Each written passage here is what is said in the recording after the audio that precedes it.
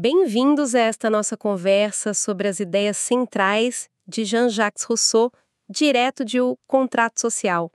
A gente pegou uns trechos-chave desse livro que, nossa, foi um marco filosófico, né? E a ideia aqui é mergulhar fundo nos argumentos do Rousseau que aparecem nessas partes.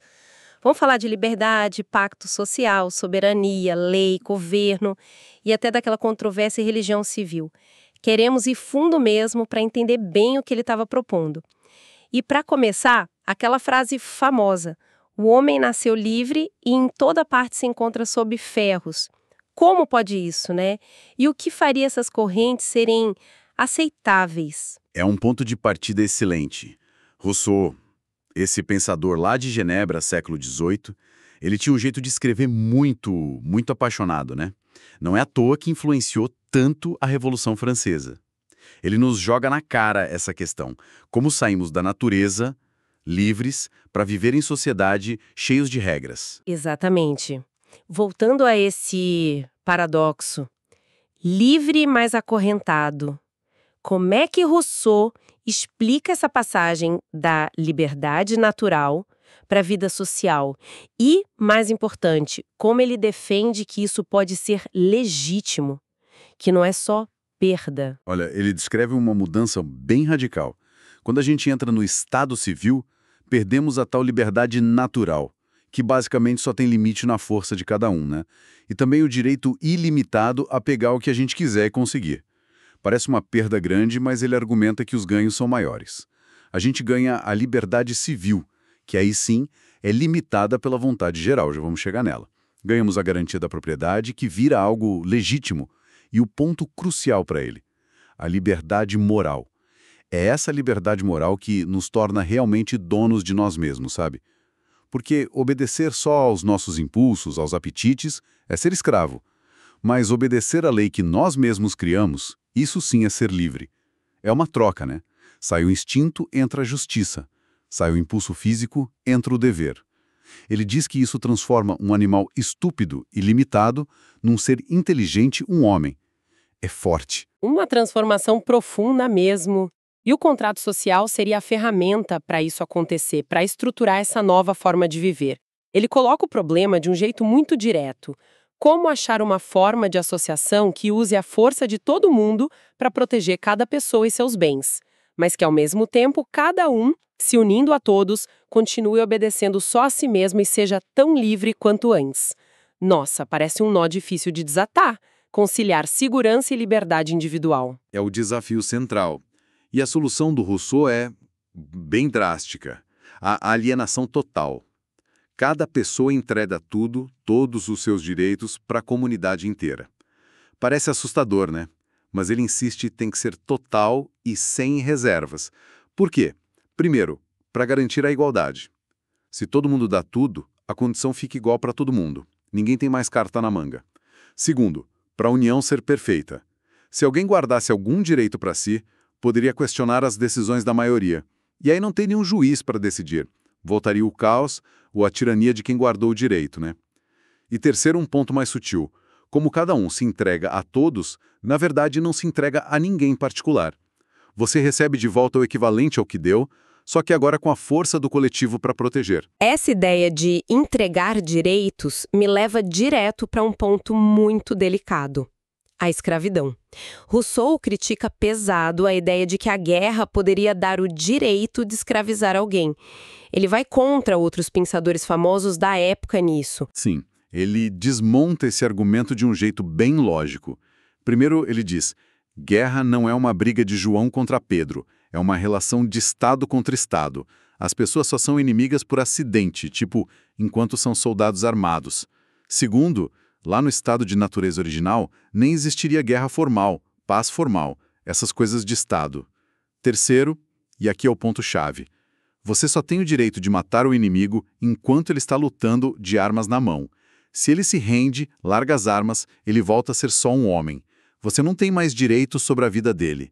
Então, essa ideia de trocar a vida do prisioneiro pela liberdade dele é absurda, porque o vencedor nem tinha o direito de matá-lo para começo de conversa. Para Rousseau, as palavras direito e escravidão simplesmente não combinam, são contraditórias, uma exclui a outra. Faz todo sentido a lógica dele. E a propriedade, que você mencionou como um dos ganhos do Estado Civil, como o pacto social transforma a simples posse, tipo, eu cheguei primeiro, em propriedade de verdade, legítima. Os bens junto com sua pessoa. Isso não significa que as pessoas perdem suas coisas, tá? Mas a natureza da posse muda. O que antes era baseado talvez na força, ou só em ocupar um lugar, vira propriedade de direito, garantida pela força pública, pela comunidade. Mas tem um detalhe crucial. O direito do indivíduo sobre o seu pedaço de terra está sempre subordinado ao direito da comunidade sobre o território inteiro. O coletivo vem primeiro. E sobre ocupar uma terra pela primeira vez, ele mantém a ideia clássica. Só vale se ninguém morava lá antes, se você ocupa só o que precisa para viver e se você realmente trabalha a terra, cultiva. Não adianta só fincar uma bandeira e dizer, é meu. Entendido. Vamos então para o coração do sistema político dele, a soberania. Ele diz que ela não pode ser vendida nem dividida, inalienável e indivisível. E o motor dessa soberania é a famosa vontade geral. O que é isso exatamente? Não é só a soma do que todo mundo quer, né? De jeito nenhum. E essa é uma das distinções mais importantes em Rousseau. A vontade de todos é só isso mesmo. A soma dos interesses particulares, o agregado do que cada um quer para si egoisticamente. Já a vontade geral, não. Ela olha para o interesse comum, para o bem da comunidade como um todo. É outra coisa. Rousseau acredita que o povo, enquanto corpo coletivo, sempre quer o bem. O problema é que nem sempre o povo consegue ver qual é esse bem. Pode ser enganado, pode faltar clareza. Por isso ele diz que a vontade geral é sempre reta, sempre tende para o bem público. Mas o julgamento que a guia pode ser falho. E é daí que vem a ideia da lei. A lei é a expressão dessa vontade geral, e por isso ela tem que ser geral e abstrata.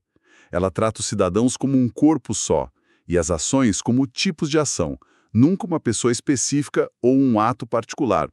E essa possibilidade do povo se enganar sobre o próprio bem, bom, é aí que entra a necessidade daquela figura quase mítica, o legislador. Interessante. Se a vontade geral é a soberana, suprema, ela tem limites. Uma questão que sempre aparece é a do direito de vida e morte. A gente nem tem direito sobre a nossa própria vida, né? Como é que a gente pode dar esse direito para o Estado no pacto social? Parece uma contradição. É uma questão espinhosa, e Rousseau encara. O argumento dele é que o objetivo do pacto social é a conservação de todo mundo que entra nele, a segurança mútua. Então, quem quer viver seguro, protegido pela força da comunidade, também tem que estar disposto a arriscar a própria vida pela comunidade se for preciso. A vida não é mais um direito absoluto, mas um dom condicional do Estado, na visão dele. E os criminosos? Para Rousseau, quem comete um crime grave, especialmente contra o Estado, está quebrando o pacto. Ele se torna um traidor, um inimigo público. Não é mais membro da comunidade. Ao atacar a sociedade, ele basicamente declara guerra a ela. Então, o julgamento e a pena de morte, nesse caso, seriam apenas a constatação dessa ruptura, dessa inimizade. Mas é importante notar, não é o soberano, o povo, que julga diretamente. O soberano faz as leis e estabelece os tribunais que vão aplicar essas leis. E ele ainda faz uma observação interessante. Muitas condenações e execuções são sinal de um governo fraco ou tirânico. E o direito de perdoar um criminoso, esse pertence só ao soberano, porque só ele está acima da lei que ele mesmo criou. Isso leva direto para a questão da lei e dessa figura tão especial, o legislador. Então, a lei é um ato da vontade geral sobre uma matéria geral. E todo Estado que é governado por leis, não importa a forma de administração, é uma república para ele. Mas quem é esse legislador? Parece uma figura quase sobre-humana, né? É mesmo. O legislador de Rousseau é alguém fora de série. Precisa ter uma inteligência muito acima da média, conhecer a fundo as paixões humanas, mas sem ser dominado por elas. Tem que pensar na felicidade dos outros, numa felicidade que talvez ele nem veja se concretizar. E a função dele é única, extraordinária. Ele não é o governante, não é o magistrado, e também não é parte do soberano, não tem poder de fazer a lei valer. Quem redige as leis não pode mandar nos homens e quem manda nos homens não pode redigir as leis. É uma separação fundamental para ele. O maior desafio do legislador é fazer o povo aceitar essas leis boas que ele propõe. Ele não pode usar a força, porque não tem poder para isso. E só a razão pura, os argumentos lógicos, podem não ser suficientes para convencer a multidão, que muitas vezes não enxerga longe. Por isso, Rousseau diz que o legislador muitas vezes precisa apelar para uma autoridade de outra ordem. Frequentemente, ele invoca aos deuses uma sanção divina para as leis. Não como um truque barato, uma fraude, ele argumenta, mas como uma forma de dar um peso, um prestígio à lei, que faça as pessoas aceitarem por respeito a essa autoridade superior, mesmo sem entender completamente os benefícios racionais de longo prazo. Interessante essa necessidade de ir além da razão pura para convencer. E Rousseau também fala que nem todo o povo está pronto para receber boas leis, o que faz um povo ser legislável, na visão dele. Qual a ideia principal? A ideia central é a juventude do povo, mas não no sentido de idade cronológica só. É mais no sentido de não ter ainda costumes e preconceitos tão arraigados, tão velhos, que seja impossível mudá-los. Tentar dar leis boas para um povo já endurecido nos seus maus hábitos seria perda de tempo, ele acha. Seria como tentar ensinar um velho. Outro fator-chave é o tamanho certo do Estado. Não pode ser muito grande, senão fica difícil governar, manter a unidade, o vínculo social fica fraco. Mas também não pode ser muito pequeno, senão não consegue se defender sozinho. Tem que ter um equilíbrio bom entre a quantidade de gente e o tamanho do território. E claro, o povo precisa estar em paz, sem guerra ou crise interna, e ter o básico para sobreviver, ser autossuficiente. Ele até faz umas observações curiosas sobre geografia e clima. Tipo, terras muito férteis podem levar a governos mais centralizados, monarquias, porque o povo fica mais dependente. Terras mais pobres poderiam favorecer povos mais livres. Litoral pode gerar comércio, mas também vícios. Mas o ponto principal é achar um povo que ainda seja maleável, como o cera mole, mas que já tenha alguma consistência, alguma união, que possa combinar a simplicidade da natureza com as necessidades da vida social. Ele admite que isso é raro. E que tipos de leis ele identifica? Ouvi dizer que tem uma categoria que ele considera mais importante que as outras. Meio inesperada. Sim, ele diz que a categoria mais importante é a categoria que chama de ruídos de campo. Exatamente. Ele descreve 3 tipos mais óbvios. Primeiro, as leis políticas ou fundamentais, que regulam a relação do Estado como um todo, a estrutura do governo em relação ao soberano. Segundo, as leis civis, que tratam das relações dos membros entre si e também deles com o Estado como um todo. Aqui ele busca o equilíbrio, máxima independência dos indivíduos uns dos outros e máxima dependência deles em relação ao Estado. Terceiro, as leis criminais, que definem a relação entre a pessoa que desobedece à lei e a sanção, a punição. Mas aí vem a 4ª categoria que ele diz ser a mais importante de todas: os usos, os costumes e, principalmente, a opinião pública. Essa não está gravada em mármore ou bronze, mas no coração dos cidadãos. É ela que forma a verdadeira constituição do Estado. É ela que dá força às outras leis, que mantém o espírito cívico, que revigora o país dia após dia. Age pela força do hábito, da aceitação social. É nessa lei não escrita que o verdadeiro legislador deve focar sua atenção, mesmo que secretamente. Isso conecta bem com a próxima parte, o governo. Rousseau define o governo como um corpo intermediário. Qual é exatamente a função dele e como ele se diferencia do soberano, do povo? O governo ou a administração é exatamente isso. Um corpo que fica no meio do caminho entre os cidadãos enquanto súditos, que obedecem à lei, e os cidadãos enquanto soberano, que fazem a lei. A função dele é puramente executiva. É aplicar as leis que o soberano criou e garantir a manutenção da liberdade, tanto civil quanto política. A distinção é fundamental para Rousseau. O soberano é o povo reunido em assembleia. É quem tem a vontade geral e faz as leis. O governo é só um grupo de pessoas. Os magistrados podem ser reis, conselheiros, o que for, que executa essa vontade. O governo é um agente, um funcionário, um ministro do soberano. Não é o dono do poder. democracia, aristocracia, monarquia, com base em quantas pessoas exercem essa função executiva, né? O que ele pensa de cada uma? Ele tem alguma preferida? Ele analisa os prós e contras de cada uma, sempre pensando na eficiência e nos riscos.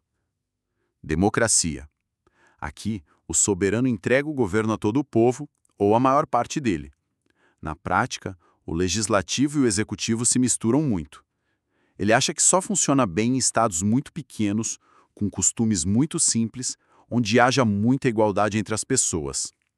Mas ele vê como a forma mais instável, mais sujeita a guerras civis e agitação. Exige uma virtude cívica enorme, constante. É aí que ele solta aquela frase famosa: se houvesse um povo de deuses, governar-se-ia democraticamente. Um governo tão perfeito não convém aos homens. Aristocracia. O governo fica nas mãos de um pequeno número de pessoas. Ele distingue 3 tipos: a natural, dos chefes de família, nas sociedades primitivas; a hereditária, que ele considera a pior forma; e a eletiva, que ele acha a melhor. A aristocracia eletiva, onde os mais sábios e experientes são escolhidos para governar para o bem de todos, seria a ideal em teoria, mas exige moderação nos ricos e contentamento nos pobres. O grande risco é que o interesse desse grupo pequeno, o interesse de corpo, acabe prevalecendo sobre a vontade geral. Monarquia. Aqui, todo o poder executivo se concentra em uma única pessoa, o rei ou monarca.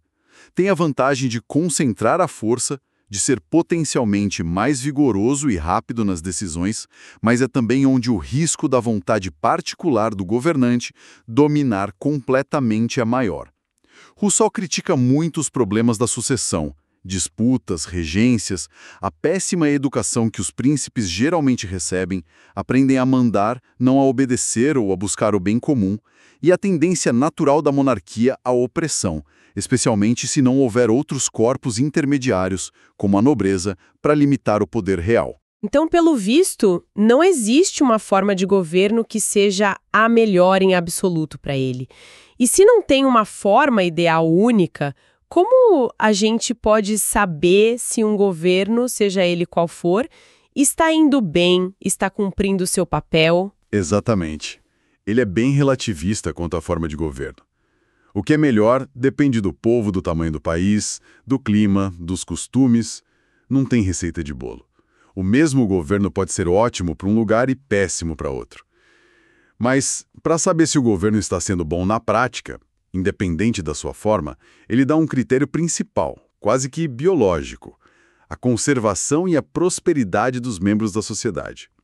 E o sinal mais claro disso para ele é o crescimento populacional, onde os cidadãos mais se multiplicam, onde a população aumenta, sem depender de imigração ou anexação de colônias, ele ressalva.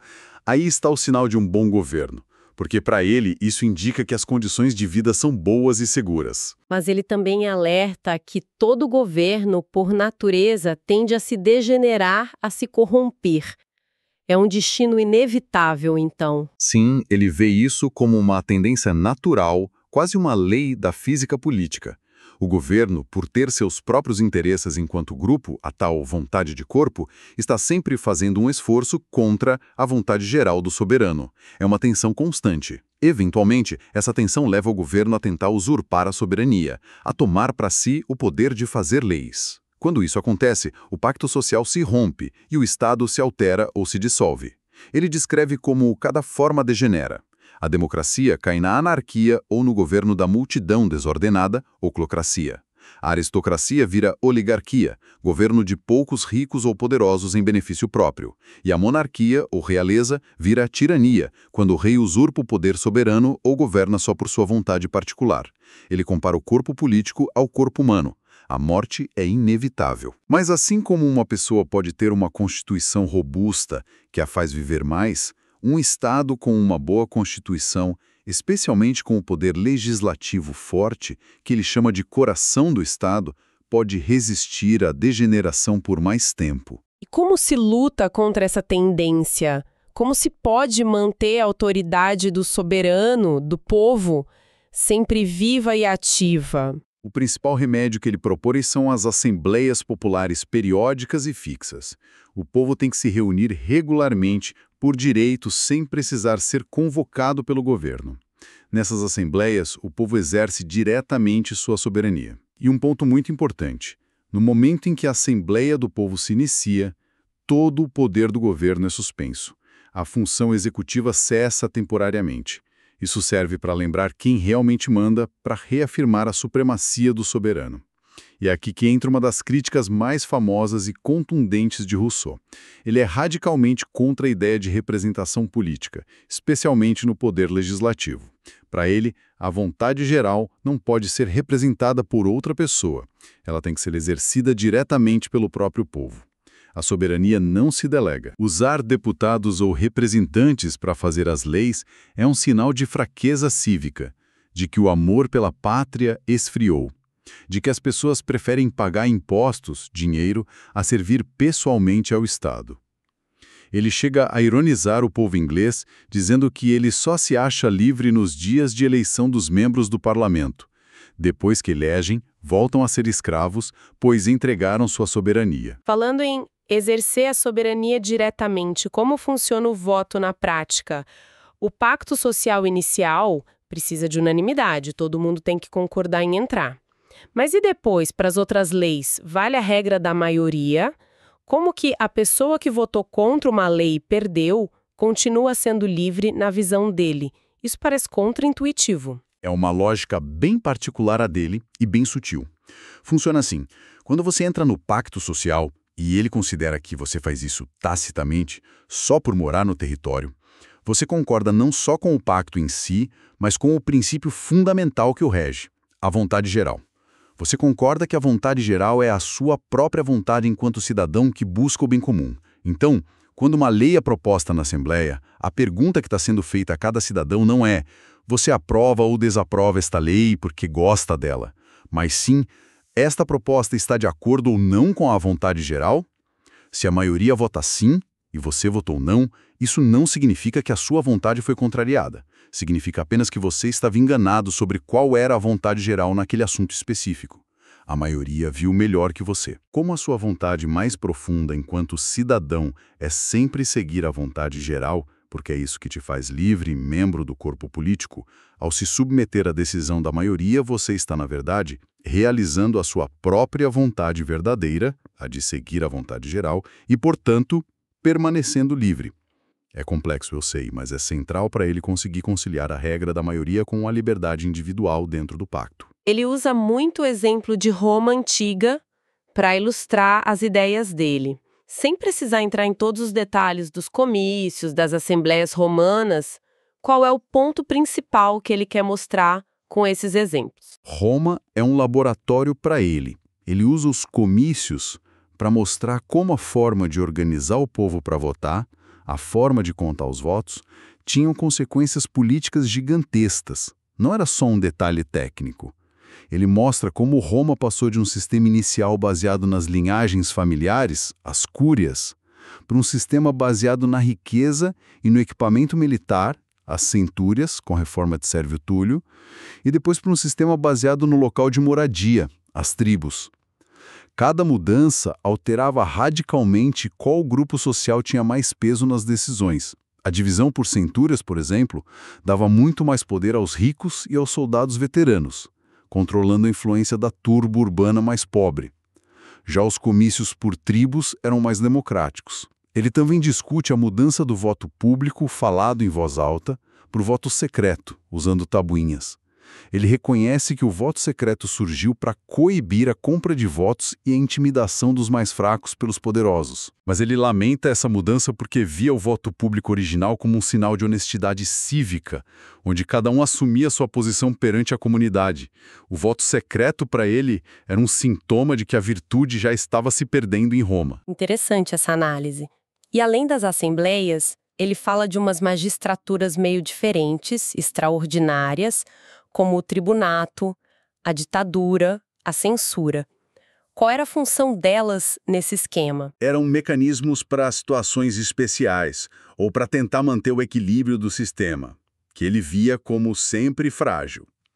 O tribunato, inspirado nos tribunos da plebe de Roma, era uma magistratura especial, separada do governo e do soberano.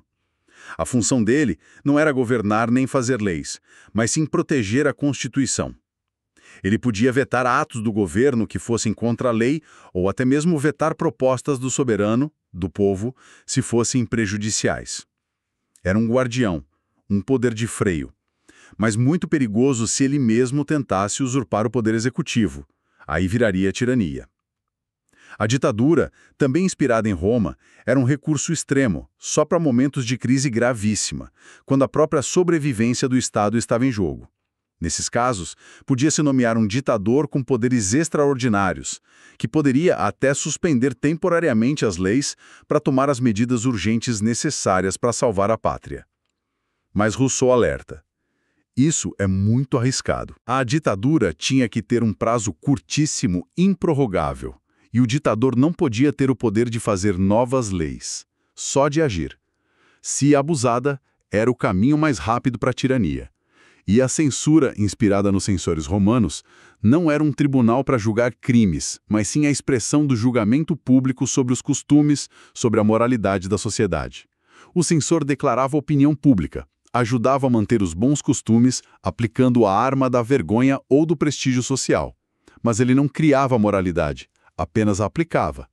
Se os costumes de um povo já estivessem totalmente corrompidos, a censura perderia toda a sua força. Chegamos então ao último grande tema e um dos mais debatidos e criticados: a religião civil. Rousseau parece ter problemas tanto com as religiões pagãs antigas quanto com o cristianismo, do ponto de vista da relação com o Estado. Sim, a análise dele sobre religião é feita sob uma ótica estritamente política. Qual o efeito da religião na unidade e na força do Estado? Ele critica a religião antiga, pagã, que ele chama de religião do cidadão. Por um lado, ela era boa politicamente porque unia o culto aos deuses com o amor às leis e à pátria. O Estado era quase divino. Mas, por outro lado, ela era baseada em erros, superstições e era muito intolerante com outros povos, tratando todos os estrangeiros como inimigos infiéis. Já o cristianismo trouxe outros problemas, na visão dele. Ele faz uma distinção importante. Existe a religião do homem, que seria o cristianismo puro do Evangelho, focado na moral interior, na fraternidade universal, no reino dos céus. Essa religião é sublime, santa, verdadeira, ele diz. Mas é completamente antissocial. Ela desliga o coração do cidadão das coisas do Estado, foca só no além. Um verdadeiro cristão nessa visão seria um péssimo soldado, um cidadão indiferente às questões terrenas da pátria. E existe a religião do sacerdote, que seria o catolicismo romano, por exemplo. Essa ele critica duramente porque ela dá aos homens duas legislações, dois chefes, o Papa e o Rei, duas pátrias, a terrena e a espiritual. Isso quebra a unidade social, cria um conflito perpétuo de jurisdição e torna impossível ser ao mesmo tempo bom devoto e bom cidadão. Complicado. E qual é a solução que ele propõe, então? Essa tal de religião civil. O que ela seria? Exatamente. Vendo problemas nas opções existentes, ele propõe uma profissão de fé puramente civil.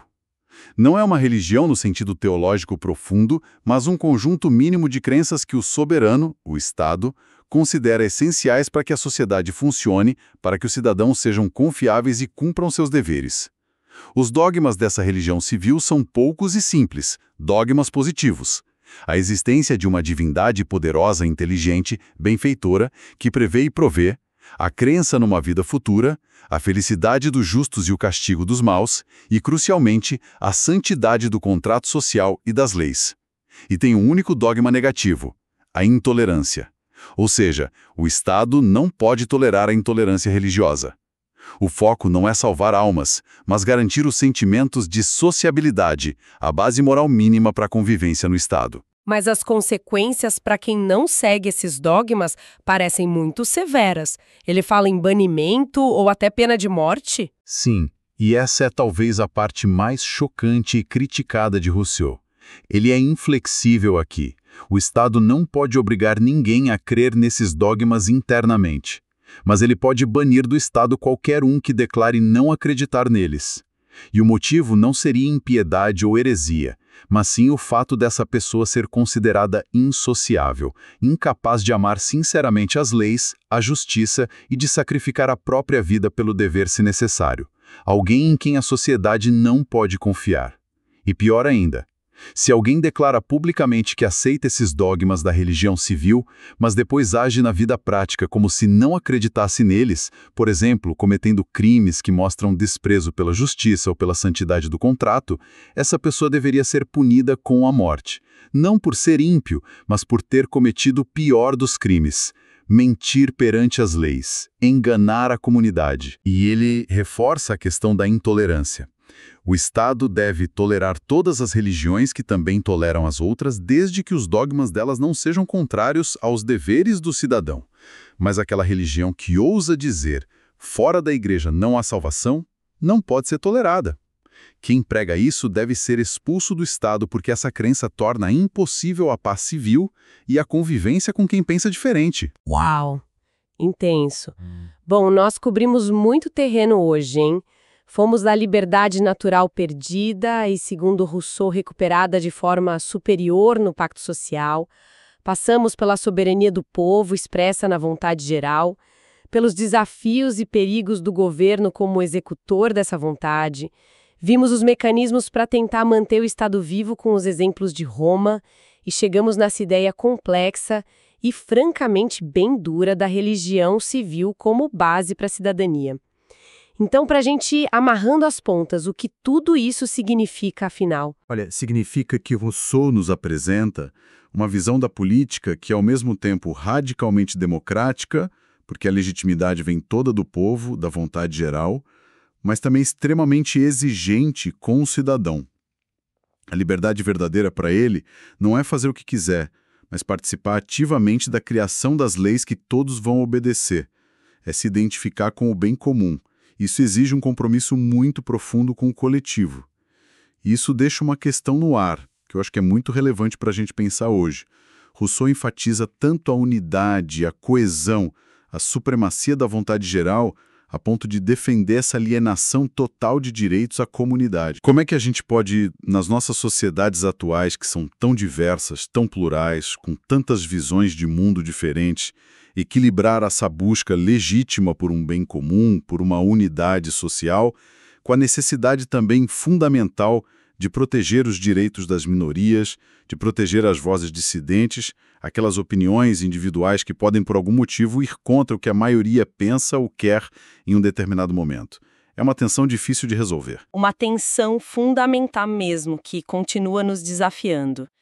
Foi uma ótima conversa, muito esclarecedora sobre essas ideias tão impactantes de Rousseau, direto dos trechos que analisamos de O Contrato Social. Agradecemos a quem nos acompanhou nessa jornada.